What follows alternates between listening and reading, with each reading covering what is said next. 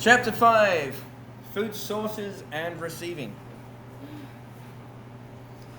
We're going to be looking at identifying approved food sources under the US law and the FDA food code that we're getting all of our information from. We're going to verify supplier documentation and labeling. So we're making sure that the approved reputable suppliers are living up to their name.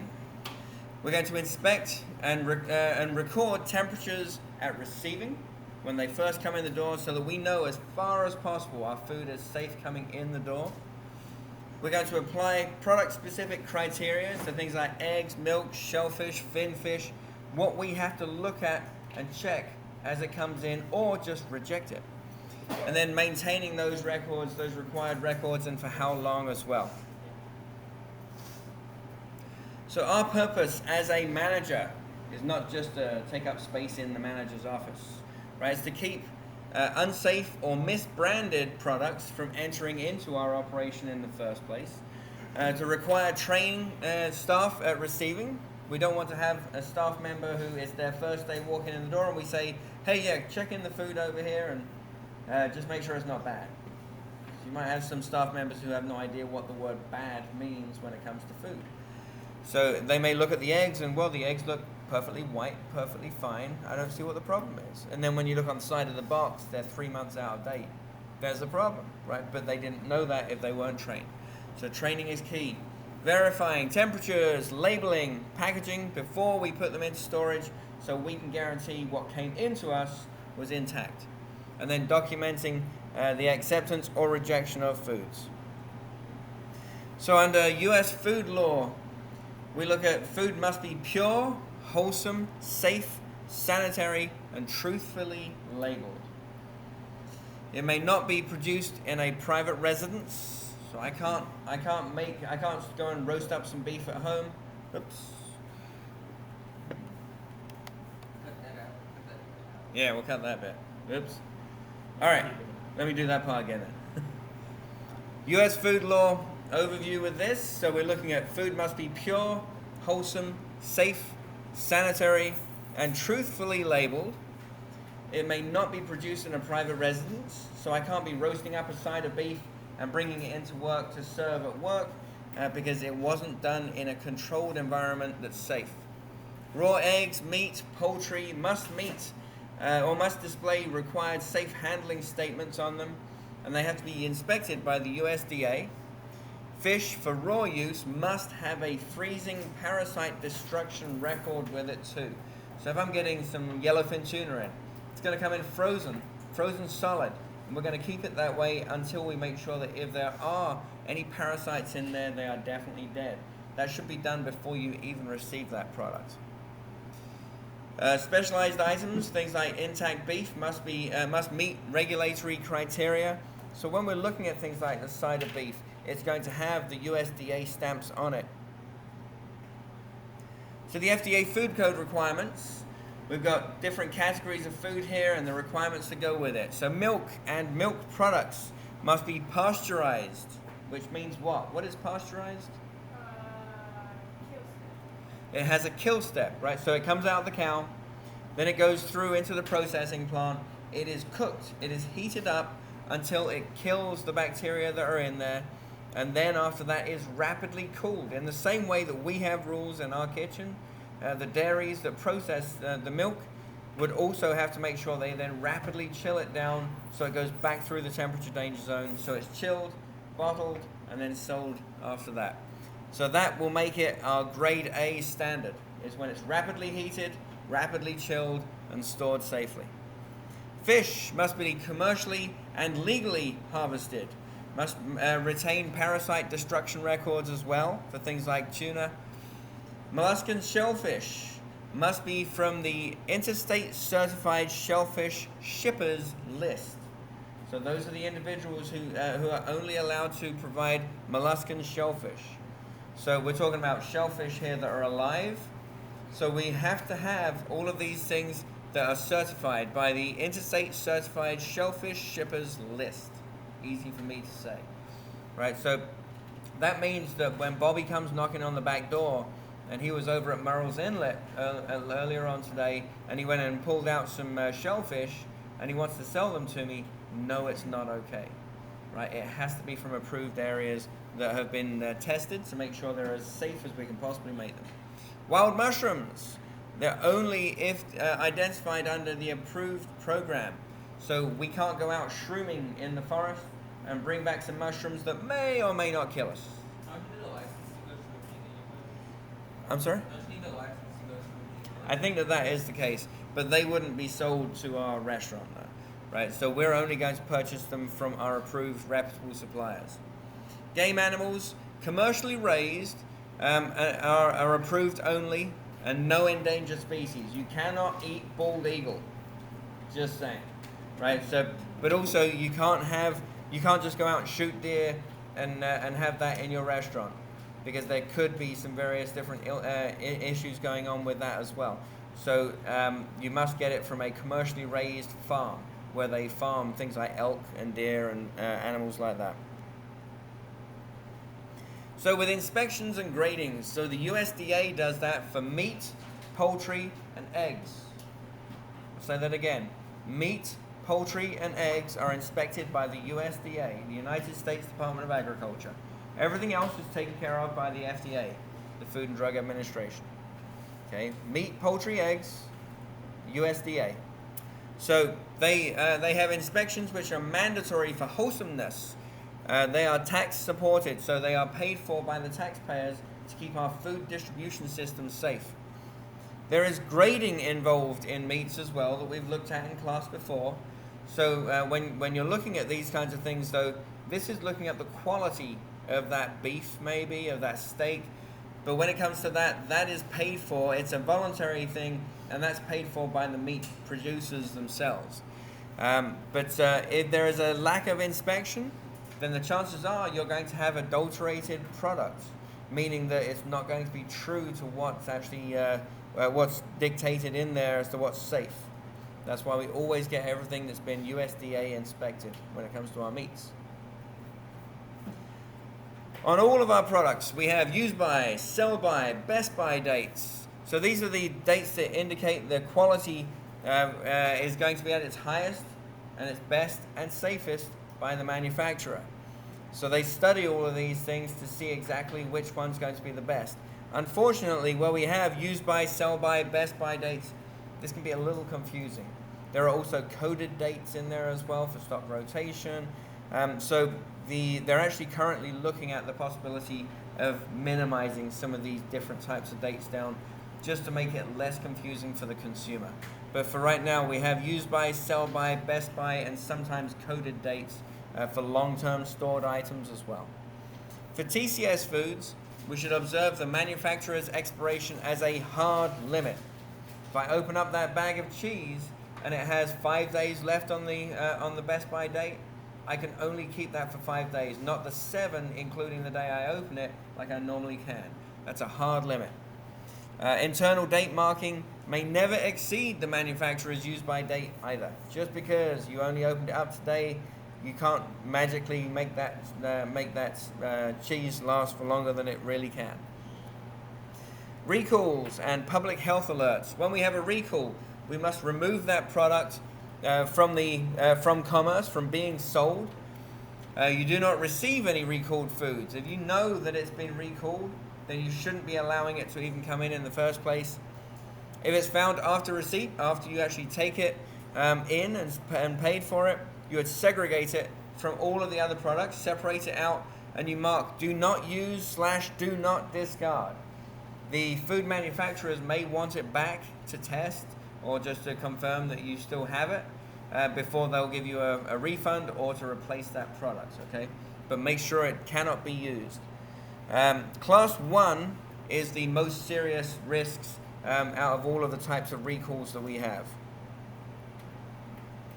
So if I'm a large restaurant or a restaurant that sells a lot of product, say I'm McDonald's, right? I've got my McDonald's just down the road in Lancaster. If I take a delivery, if you've ever seen a McDonald's truck, it's like one of the big 18-wheeler trucks. I can't take delivery of that at breakfast time, at lunchtime, at dinner time, because we're always busy. And it would take up the whole of our drive-through line as well. that's a problem. So what I need to be able to do is I need to be able to have it dropped off at about 2 or 3 o'clock in the morning. Who's volunteering to work that shift? Right? Unless if the restaurant's open, which it might not be, then no one's going to be around. So this is where I can do a key drop delivery. It has to be done under very tight restrictions because the person who's going to deliver it, that's why if you look at the back of every McDonald's, they've got a big silver box there. Right? It's a walk-in freezer where the delivery guy has either a code for the lock or has a special master key to get into the lock to be able to open up the freezer and put the products in that the store has ordered. Because it's being delivered by McDonald's, the McDonald's manager can trust that it's going to be safe, it's going to be good, and everything's going to be correct, that it can be dropped off appropriately.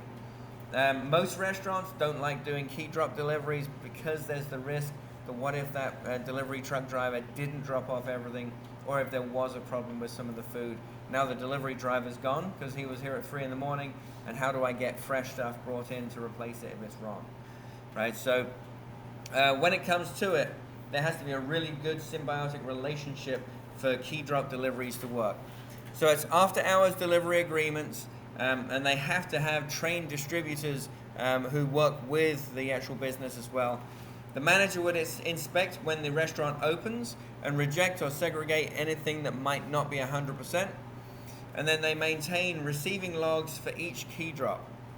So this is really only an alternative if there's no one, when the food's being dropped off and delivered, if there's no one going to be around. This is an alternative, but most restaurants don't prefer to do that.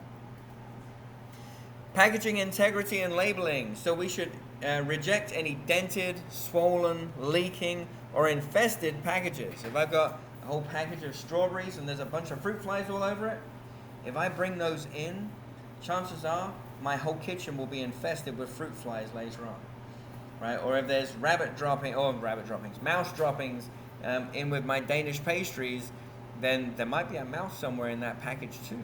Right? I don't want to let any kinds of pests in at all. The labels must be complete, legible, not ripped up, not scratched up or scuffed up, truthful. So the packaging, say for beef, for ground beef, cannot have red cellophane over the top.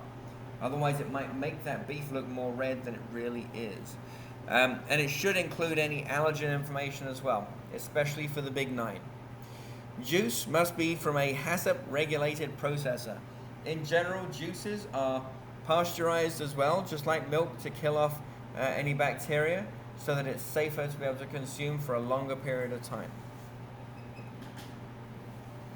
Receiving temperatures. So cold TCS foods in general, 41 degrees or below. And if we're above 41 degrees, we're rejecting it. Bless you. Shell eggs. So they can be received at 45 degrees Fahrenheit. We should be checking for cracked or dirty shells. If they're above 45, you reject them. Milk and egg products, 45 degrees. And then, so again, if it's above 45 or if it's spoiled, it should be sent back. Hot TCS food, 135 or above. If it's below that, reject it. Frozen food should be frozen solid, 0 degrees Fahrenheit or below. Any thawing signs or ice crystals. What's the problem with ice crystals? Right, could have been defrosted and refrozen. Time and temperature abuse could have occurred on it. So then I've got shellfish, so live molluscan shellfish.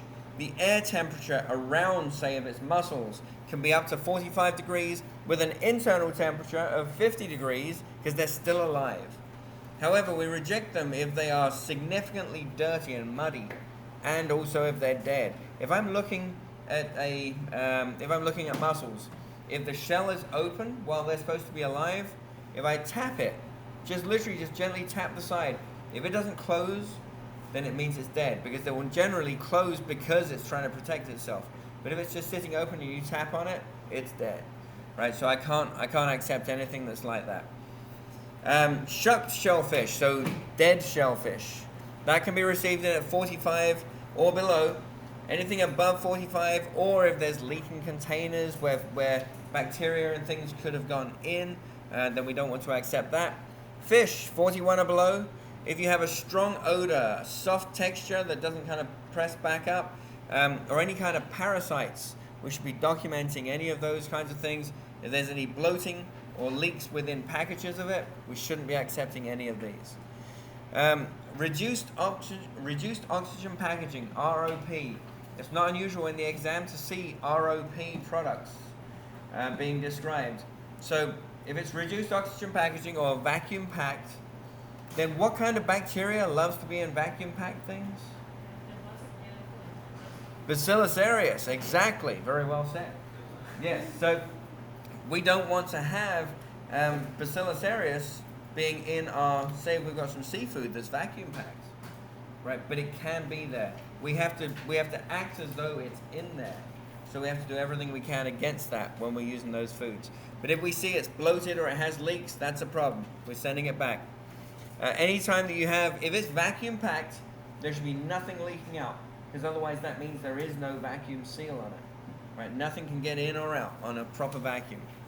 And then cooked, ready to eat TCS foods should be at 41 degrees or below. If it's not, then that's a problem. Or if there's any signs of contamination, chemical, biological, physical, then all of that should be rejected. Shell stock tags, so shellfish identification tags. So each container must bear the dealer tag with source and harvest information. So shell stock or live shellfish, they could be in a tray, in a box, in a bin, in a sack, depending upon how they're sold. But they all have this plastic label on them called a shell stock tag. It's really important because you will probably get at least one question on shell stock or shell stock tags. So when it comes to these, you keep that shell stock in the original container until you use it. So say if it's mussels, we keep them in that netted bag until we used all of them up. Once you've used all of them up, you take that tag, the shell stock tag off, and you keep it for 90 days, 90 days. And then after that, you can throw it out, but you keep it for that long because if it's sometimes related to shell stock, we have to deal with hepatitis A. How do I know if I've got hepatitis A? What was the... Right, so I got yellowing around the whites of my eyes, around the gills, around underneath my fingernails. We've got jaundice, right? So if someone comes down with jaundice, chances are, if it was related to food, it could have been related to seafood, unless if you were contaminated by another human that has hepatitis A. So how do we figure all this stuff out? This is part of the problem, because if I go down to Murrells Inlet this weekend, I enjoy some wonderful mussels in a restaurant down there. I come back home, I start teaching again, everything's great, and then about 3 weeks later, I start feeling a little under the weather, maybe a little lethargic, a little tired, but it's okay because maybe I'm just working too hard. It's what I tend to do, and I just keep on going. Then another week goes by, and I really start feeling sick. And then after that, I go for maybe another few days because I'm like, I'll shake it off. It's just a winter cold or something. I don't know. And then about another 3, 4, 5, 6 days go by, and I end up going to the doctors because I'm really unwell now, and I just feel like crap, and I'm starting to go a little bit on the yellow side. And that's when I get to the doctors, and they're like, "Ooh, this is not good. We need to do some tests. Going to do some tests. It's going to take a couple of days to get the test results back. Yep, hepatitis A. Uh-oh.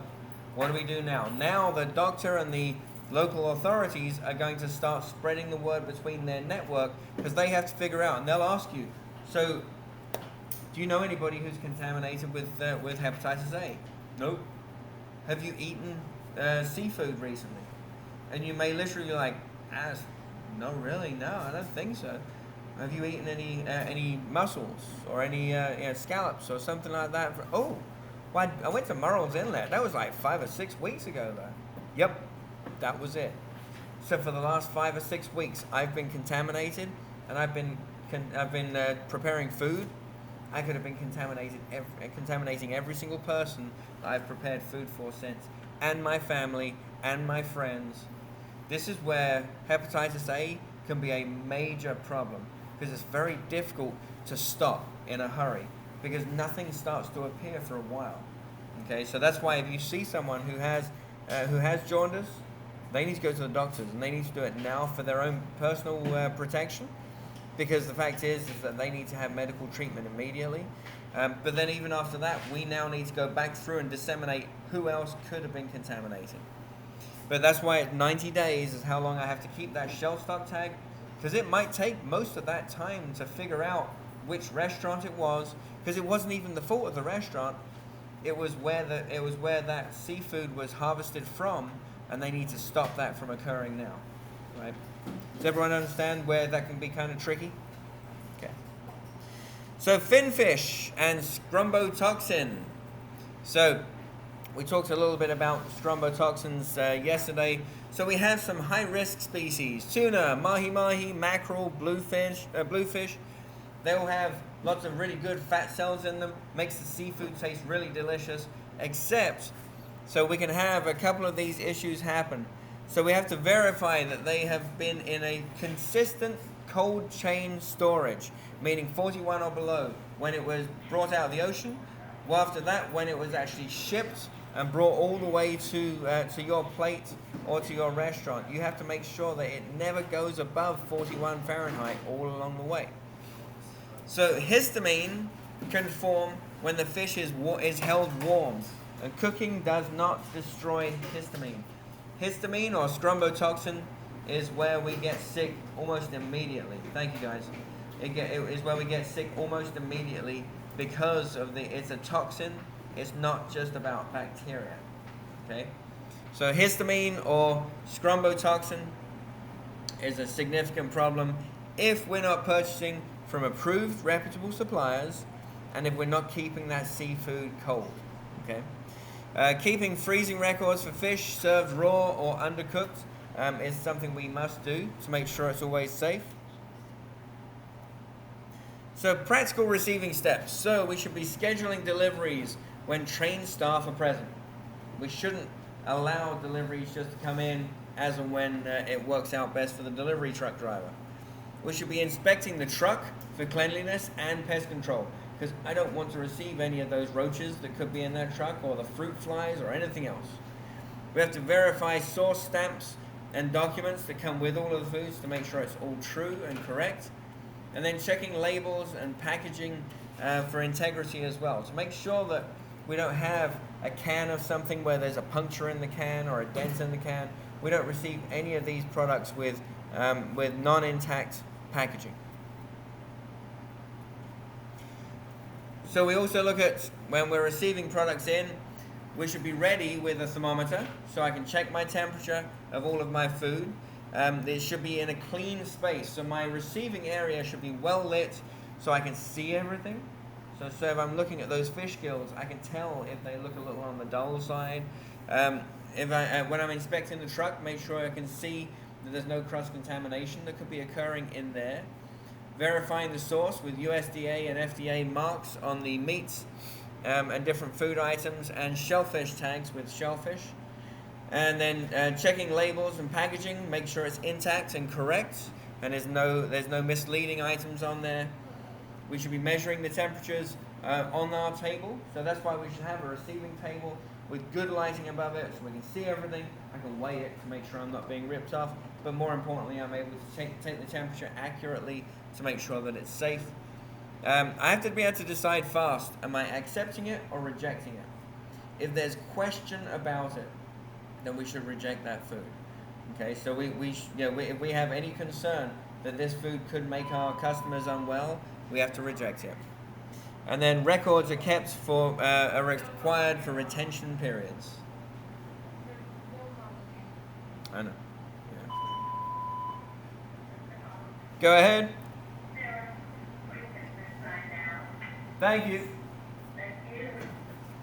All right, we will see you tomorrow. Okay. Let me just do this real quick. How can I make this? There we go. I'm gonna make sure my screen shows us something that's not gonna work or not gonna make me do it again. Okay, so on to 5. Okay. So, shell stock tags, 90 days, After the last sale of service from that bag of mussels, the tray of oysters, whatever it might be. Fish freezing records, I should keep those for 90 days as well. We should be keeping receiving logs available for inspection. So we should just have a receiving book where we just mark down all the food that comes in, and as we're checking temperatures and logging that it's all safe and it's correct temperature as it comes in, and it all looks appropriate. All right, let's do some questions. At receiving, milk should be accepted at or below 32, 41, 45, or 50? 45, yes. What temperature do I have to cool it down to after that? 41. Right, so I'm going to get it in the fridge. I've got 4 hours to cool it down from 45 to 41. Should be a breeze. Frozen food with large ice crystals should be what? Accepted and refrozen. Accepted if odors are normal. Rejected or quick chilled. Rejected. Yeah, we're going to reject that because what happens if I'm seeing large ice crystals in there? What could possibly be the problem? Right, could have been defrosted and refrozen. Time and temperature abuse may have occurred. Shelf stock tags must be kept for how long? 14 days, 30 days, 60 days, 90 days. 90 days, very good. If deliveries arrive while no trained employee is present, then you should do what? Let any staff sign for it. Use a key drop with written agreement. Leave at the dock unattended, or refuse the delivery. Refuse? No. No. Use key drop. Yep. Yeah, we're gonna use the key drop written agreement, right? So because if we're constantly just getting it to where we can't sign it in, then we have to do something about it. Because if we just reject it every time, we don't have a restaurant to operate. We don't have any food, right? So we need to come up with a solution. A key drop solution might be the one that we have to go with. Our manager's responsibilities are to train receiving staff, verify the approved sources and documentation, maintain the logs and tags for the appropriate lengths of time, and take immediate corrective action for any unsafe deliveries, i.e. send it back. So we've looked at accepting only foods from approved, reputable suppliers, checking labels, packaging, and temperatures, keeping records on shellfish tags, our shell stock tags, freezing documents, and the logs that we keep on receiving foods, and then rejecting or segregating unsafe items immediately so that they can't be used or served up to our customers. That's chapter 5. I need the lots of more. Okay. Alright, where's my thing? Good, come on.